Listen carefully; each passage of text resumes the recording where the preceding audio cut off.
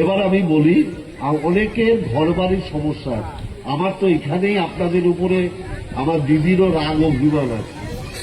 আপনারা তো টিভি দেখেন, সবার বাড়িতে টিভি আছে, প্রায় সবার বাড়িতে টিভি আছে। আচ্ছা, টিভিতে তো দেখেন যে এই ঘরের টাকা নরেন্দ্র মোদী আটকে দিয়েছে, মমতা ব্যানার্জিকে দিচ্ছে না। তারপরেও যে টাকা দিচ্ছে না তাকে কি করে ভোট দিলেন? যে গরিব মানুষের টাকা আটকে রাখছে। আপনি আমায় বুঝিয়ে দেন, যে টাকা দিচ্ছে না, আমরা বারবার বলছি 11,36,000 মানুষের বাড়ির টাকা দাও।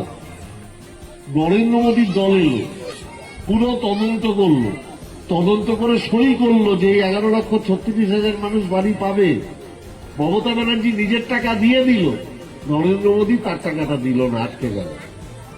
তাহলে যে টাকা দিল না, আপনার ঘর হতে আপনাকে, আপনার প্রতি অন্যায় করলো, আপনি তাকে ভোট দিয়ে দিলেন।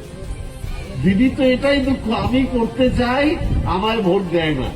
আর যে করতে চায় না, এদের উপরে অন্যায় করে, তাকে ভোট দেয়। তাহলে আমার অপরাধটা কি?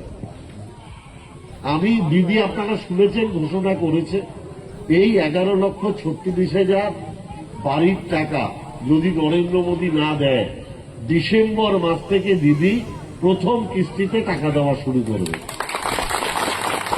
এটা দিদি ইতিমধ্যে, নরেন্দ্র মোদী দিক বা না দিক, ডিসেম্বর মাস থেকে প্রথম কিস্তির টাকা ঢুকবে। আর একটা কথা বলে যায়, অনেকে ভিডিও তুলছে, এই যে ছেলেগুলো আপনাদের বাড়িতে ঘুরছে না, এই ছেলেগুলোর নাম্বার রেখে দেবে। কেউ যদি তৃণমূলের নাম করে কিংবা বিডিও অফিসের নাম করে কোনো কাজের জন্য 1 পয়সা চায়, এই ছেলেগুলোকে খালি ফোন করবেন, তাকে জেলে ঢুকিয়ে দেওয়ার দায়িত্ব আমার, আমি দায়িত্ব নেব। এই যে ছেলেগুলো যাচ্ছে, এদের ফোন নাম্বারটা দয়া করে রেখে দেবেন, যে দাদা আমাকে বলেছে এই ভাতা করে দেবে, টাকা চেয়েছে। যে টাকা চাইবে তার নামটা ওই ফোন করে বলে দেবেন, বাদবাকি দায়িত্বটা আমার। মমতা ব্যানার্জি বলে দিয়েছে, কোন রকম দুর্নীতি তিনি বরদাস্ত করবেন না। নইলে আমি, আমার কোনো খেয়ে দিয়ে কাজে নেই, আমি নৈহাটি থেকে এখানে চলে এলাম, আমি তো এখানে দাঁড়াবো না ভোটে।